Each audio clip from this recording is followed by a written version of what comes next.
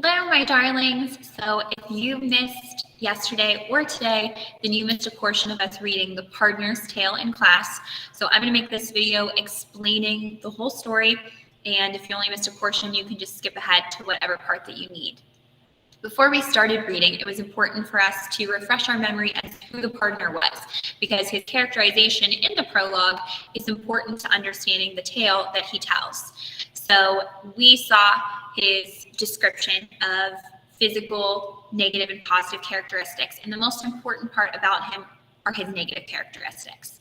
So this is the PowerPoint that Mrs. Sala made about him, and what's most important to know is that he is a very greedy character. So his job is to sell pardons or indulgences, which already isn't a good thing. If you pay this money, you can get into heaven, or if you pay this money, God will forgive you. So not a good guy to begin with. And he himself is also very greedy, so takes extra bribes, really takes advantage of the people he's selling these indulgences to, and he also sells fake religious relics to people.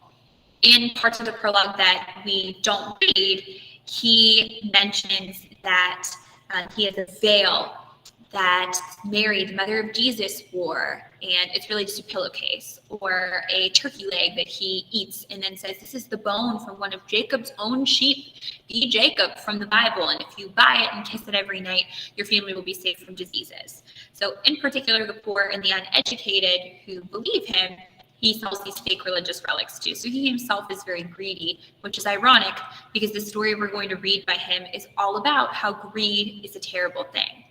In fact, before he launches into his tale, he announces to the other pilgrims the moral of his story. So remember, the premise for the Canterbury Tales is that each of the characters is going to tell a story. They're going to tell 4 total, but 2 on the way to Canterbury and 2 on the way back. And whoever tells the best story will win a free dinner when they return. He, before he begins his tale, says that he uses as his text, this is the Latin phrase, radix malorum est cupiditas, which means greed is the root of all evil. So we already know the moral to his story before we even start reading it. It's going to be about how greed is a terrible thing, which is ironic because he himself is very greedy. And here is his story. It's of 3 rioters I have to tell, who long before the morning service bell were sitting in a tavern for a drink. And as they sat, they heard the handbell clink before a coffin going to the grave. One of them called the little tavern knave and said, go and find out at once, look spry, whose corpse is in that coffin passing by, and see you get the name correctly too. Right from the beginning, we have these 3 rioters, which if you don't know what a rioter is, it's a hooligan, a troublemaker, a rebel, so to speak. Any of those would be good synonyms for that word. These guys are losers.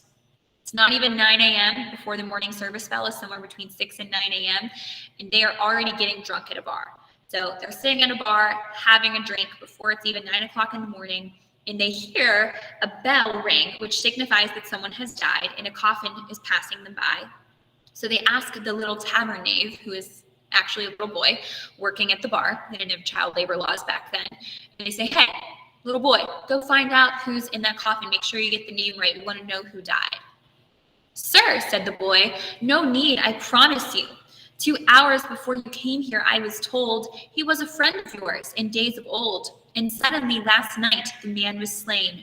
Upon his bench, face up, dead drunk again. There came a privy thief, they call him Death, who kills us all round here, and in a breath, he speared him through the heart. He never stirred. And then Death went his way without a word. He's killed 1,000 in the present plague, and sir, it doesn't do to be too vague. If you should meet him, you had best be wary. Be on your guard with such an adversary. Be primed to meet him everywhere you go. That's what my mother said. It's all I know. So the little tavern knave tells the rioters, I actually already know who's in the coffin. It's one of your friends, someone that you knew. He was passed out, drunk, on a bench again, and someone came up and killed him. Who is that someone? Death, with a capital D, that privy thief, they call him Death. So he comes up to your friend and he stabbed him, speared him through the heart. In fact, the little boy goes on, this Death guy has gone around and killed a lot of people lately, 1,000 people in the present plague. And so in this story, they're personifying death. You can imagine some kind of grim reaper-like character going around and just stabbing people through the heart. So he says death is the one responsible for killing their friend. The publican joined in with, "By St. Mary, what the child says is right. You'd best be wary. This very year he killed in a large village, a mile away, man, woman, serf at tillage, page in the household, children, all there were. Yes, I imagine that he lives round there. It's well to be prepared in these alarms. He might do you dishonor." "Huh? God's arms," the rioter said. "Is he so fierce to meet? I'll search for him by Jesus, street by street. God's blessed bones, I'll register a vow." So the publican is the bartender, basically. He joins in and just agrees with the little boy. "Oh yeah, this death guy, you better watch out. I heard in the village a mile away, he killed pretty much everybody living there. You do not want to run into him." And so one of the rioters now responds. That's where this quotation in the middle of the line kind of comes up. So he says, "God's arms. I'll search for him by Jesus, street by street, God's blessed bones." So he's using the Lord's name in vain here, and in particular body parts of God for this description. But he's getting angry about this. And remember, he's drunk, about this death guy going around and killing people. "I'll register a vow. Here, chaps, the three of us together now. Hold up your hands like me, and we'll be brothers in this affair, and each defend the others. And we will kill this traitor death, I say. Away with him, as he has made away. With all our friends, God's dignity tonight." They made their bargain, swore with appetite. So the rioters was getting all riled up about this death guy going around. Remember, being a drunk idiot. And he says, "You know what? We're all going to get together. How about the three of us right now? And we're going to swear an oath that we're going to find this death guy and we're going to kill him." And so they set out to find death and kill death. And so they swear, like they're brothers, that they'll protect each other and go to find death. They made their bargain, swore with appetite, these three to live and die for one another, as brother born might swear to his born brother. And up they started in their drunken rage, and made towards this village which the page and publican had spoken of before. Many and grisly were the oaths they swore, tearing Christ's blessed body to a shred. If we can only catch him, death is dead. So they set off on their way to find and kill death.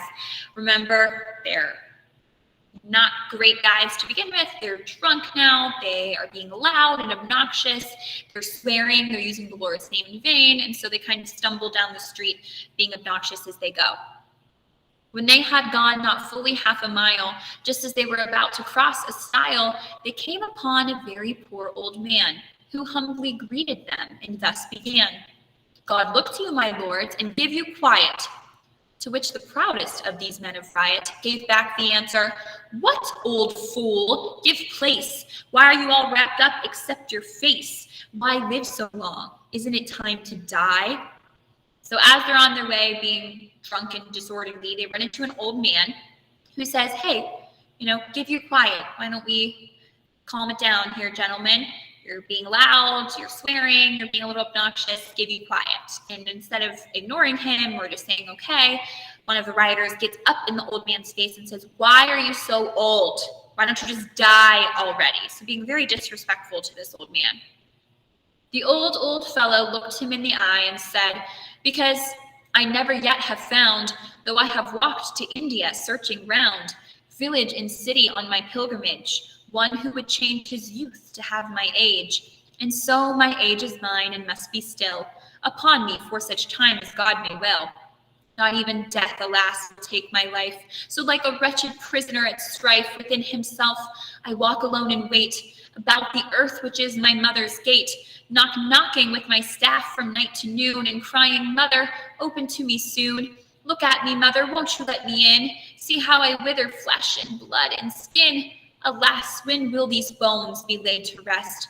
Mother, I would exchange, for that were best, the wardrobe in my chamber standing there, so long for yours, aye, for a shirt of hair to wrap me in. She has refused her grace, whence comes the pallor of my withered face.'"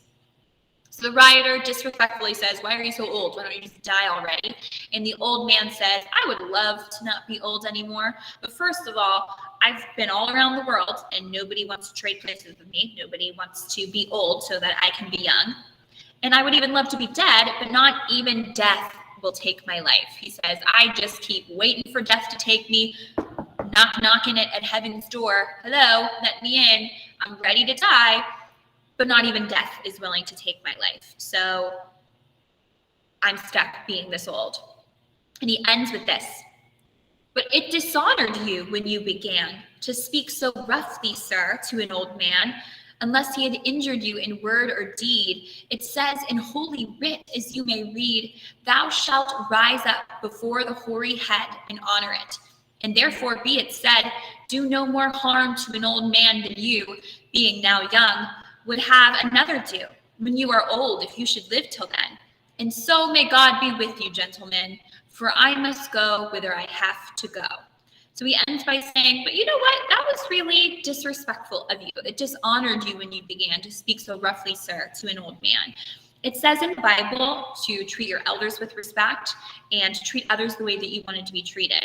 I hope when you're old someday, some young kid doesn't come up to you and say, why aren't you dead already? That was very disrespectful. And then he tries to leave, but the rioters aren't going to let him go. After all of that, they only focus on one word that the old man says. By God, the gambler said, you shan't do so.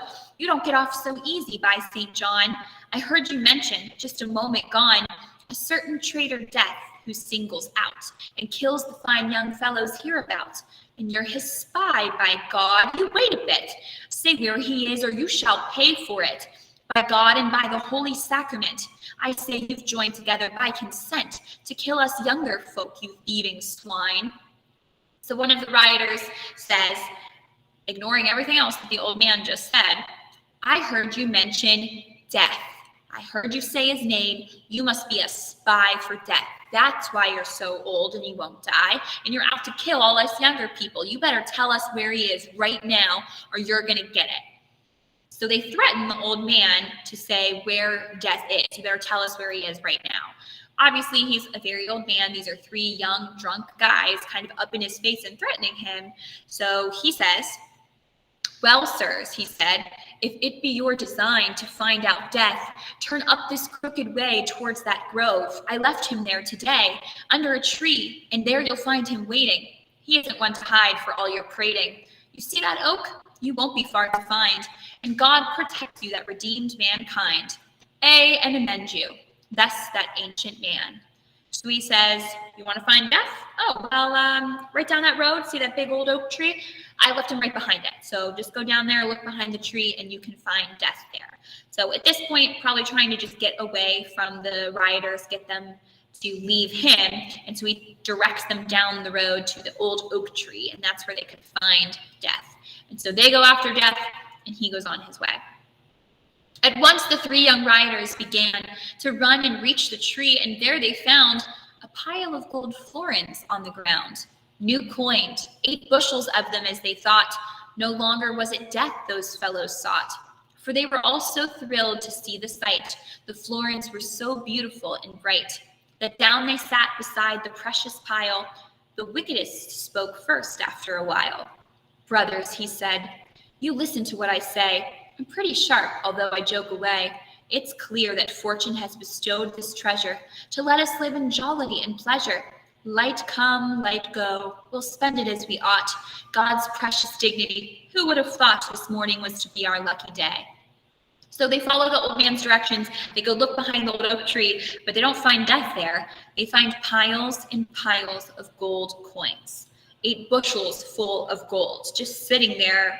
No one's around for anyone to take. And suddenly, they don't care anymore about finding death. All they care about is this money, and it's just sitting there for them to take.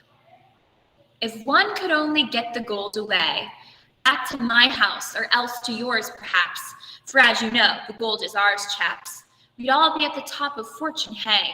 But certainly it can't be done by day. People would call us robbers, a strong gang, so our own property would make us hang. No, we must bring this treasure back by night, some prudent way, and keep it out of sight. And so as a solution I propose, we draw for lots and see the way it goes. The one who draws the longest, lucky man, shall run to town as quickly as he can, to fetch us bread and wine, but keep things dark, while two remain in hiding here to mark our heap of treasure. If there's no delay, when night comes down, we'll carry it away, all three of us, wherever we have planned. So he says, the problem is, why can't we just pick up the gold and bring it back to our house? Well, if you saw a man walking down the street with just an entire armful of hundreds of dollar bills in cash, you probably would get suspicious as well. But these guys have a bad reputation. They're known for being, drunk losers. So if they just show up with armfuls of gold coins, people are going to get suspicious and assume that they did something nefarious to get this money, maybe robbed someone. So we'll have to wait until nighttime. When everyone's asleep and it's dark, we'll take the gold back to our house. And so to pass the time, one of us will go and get some supplies, some bread, some wine. The other two will watch the treasure. You'll bring it back. We'll have a little snack. And then by nighttime, we'll be able to take the money on our way. And so decide who's going to do that. He says, we'll draw for lots, which are sticks, basically. So you've heard the expression, someone got the short end of the stick or drawing the short stick. It's usually for something you don't want to do. But the rioter says this lucky person, whoever it is, will get to have the honor of going to get us supplies and bring it back. And so he holds up, 3 lots, 3 sticks for them to pick. And so they pick, they see who has the longest, and it is the youngest of the 3 rioters that's going to pick the longest stick. He gathered lots and hid them in his hand, bidding them draw for where the luck should fall. It fell upon the youngest of them all, and off he ran at once towards the town. So the youngest pulls the longest stick, lucky guy, and he heads off to go get supplies, while the other 2 guard the treasure. As soon as he had gone, the first sat down, and thus began a parley with the other. You know that you can trust me as a brother. Now let me tell you where your profit lies. You know our friend has gone to get supplies, and here is a lot of gold that is to be divided equally amongst us 3. Nevertheless, if I could shape things thus so that we shared it out, the 2 of us, wouldn't you take it as a friendly act? So as soon as the youngest rioter leaves, the other turns to the second rioter and says, what if I told you that I had a way that we only had to split this gold 2 ways? Would you be interested in that? So immediately they betray the third rioter, the youngest, by saying that maybe we can only split it between the 2. But how, the other said, he knows the fact that all the gold was left with me and you. What can we tell him? What are we to do? Is it a bargain, said the first, or no? For I can tell you in a word or so what's to be done to bring the thing about. Trust me, the other said, you needn't doubt my word. I won't betray you. I'll be true. Well, said his friend, you see that we are 2, and 2 are twice as powerful as 1. Now look, when he comes back, get up in fun to have a wrestle. Then, as you attack, I'll up and put my dagger through his back. While you and he are struggling as in game, then draw your dagger too and do the same. Then all this money will be ours to spend, divided equally, of course, dear friend. Then we can gratify our lusts and fill the day with dicing at our own sweet will. Thus these 2 miscreants agreed to slay the third and youngest, as you heard me say. So as soon as the youngest rioter leaves, the other 2 plot against him. It's ironic that the rioter says, don't trust me. Don't worry, I won't betray you. I'll be true, because he immediately betrayed the third guy. But here's their plan. When the youngest rioter comes back, they are going to attack him. You know how men, when they haven't seen each other for a few hours, they immediately start to pretend to wrestle one another. Yes, that is your experience as well. Good. So that's their plan. We're going to come up, hey man, and just pretend to wrestle him. And while you're doing that, I'll pull out my dagger and stab him. And when I do that, you pull out your dagger and you stab him. And then he'll be dead. So they're going to kill the third rioter, and then they don't only have to split the money 2 ways. The youngest, as he ran towards the town, kept turning over, rolling up and down, within his heart the beauty of those bright new florins, saying, Lord, to think I might have all that treasure to myself alone. Could there be anyone beneath the throne of God so happy as then I should be? So as soon as the youngest rioter leaves the other two, his thoughts immediately go to, what if I didn't have to share this with anybody? What if I had all the gold to myself? And so the fiend, our common enemy, was given power to put it in his thought that there was always poison to be bought. And with the poison, he could kill his friends. To men in such a state, the devil sends thoughts of this kind and has a full permission to lure them on to sorrow and perdition. For this young man was utterly content to kill them both and never to repent. So the devil, that fiend, our common enemy, is the one who plants this idea in the youngest rioter's head that he could poison his friends and that he would not have to share it with anyone. And on he ran, he had no thought to tarry, came to the town, found an apothecary, and said, "Sell me some poison, if you will. I have a lot of rats I want to kill. And there's a polecat, too, about my yard that takes my chickens, and it hits me hard. But I'll get even, as is only right, with vermin that destroy a man by night." So obviously you can't just ask the store clerk, the apothecary, for some poison to kill his friends. So he says, I got some rats, I got a vermin problem, a polecat eating my chickens. Do you have some poison that I could buy? The chemist answered, "I've a preparation which you shall have, and by my soul's salvation, if any living creature eat or drink a mouthful ere he has the time to think, though he took less than makes a grain of wheat, you'll see him fall down dying at your feet. Yes, die he must, and in so short a while, you'd hardly have the time to walk a mile. The poison is so strong, you understand." This cursed fellow grabbed into his hand the box of poison, and away he ran into a neighboring street and found a man who lent him 3 large bottles. He withdrew and deftly poured the poison into 2. He kept the 3rd one clean, as well he might, for his own drink, many to work all night, stacking the gold and carrying it away. And when this rioter, this devil's clay, had filled his bottles with the wine, all 3, back to rejoin his comrades sauntered he. So the youngest rioter buys the poison from the apothecary, and then to get his friends to ingest it, he buys wine, bottles of wine, fills them up, and pours poison into 2 of the 3 bottles. He figures, I gotta, bury some corpses and carry all this gold back later, so I just will have 1 wine for myself to drink. Got a long night's work ahead of me. Why make a sermon of it? Why waste breath? Exactly in the way they'd planned his death, they fell on him and slew him 2 to 1. So for the first time, Chaucer decides to be brief in this portion here, and he says, exactly as I described the 2 rioters who were going to plan to fake wrestle the youngest when he got back, they do exactly that. So as soon as he returns, they have their play wrestling match, they stab him with their daggers, and the one who bought the poison is now dead. So exactly as they planned, they kill him. Then said the first of them, when this was done, "Now for a drink, sit down and let's be merry, for later on there'll be the corpse to bury." And as it happened, reaching for a sup, he took a bottle full of poison up, and drank, and his companion, nothing loath, drank from it also, and they perished both. So obviously they had a 2/3 chance of picking a poisonous bottle, and they do. When the youngest rioter is dead, they say, all right, let's have a drink. We got some work to do later. Take a sip of the wine, not knowing that it is poisoned, and they both end up dying from the poisoned wine. There is in Avicenna's long relation concerning poison and its operation. Trust me, no ghastlier section to transcend, what these 2 wretches suffered at their end. Thus these 2 murderers received their due. So did the treacherous young poisoner too.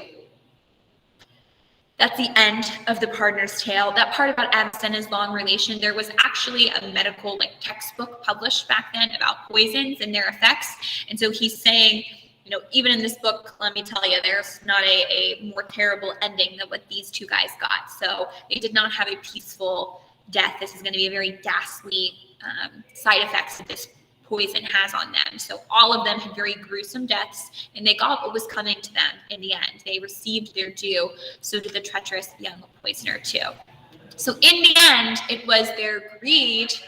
The moral of this story, greed is the root of all evil that ultimately killed all 3 of the rioters. If they hadn't been greedy, then they wouldn't have died. And we can say that they actually did find death behind that oak tree. because what they found was the pile of gold coins, and it was their greed that led them to their deaths as a result. So we did find death in the end. As long as you are all caught up on those things, if I have you online on Friday, then I will have an assignment for you to go along with this. Otherwise, I will see some of you on Monday, and we will get ready for our quiz, review some of this material, etc. If you have any questions, let me know. Otherwise, have a great day.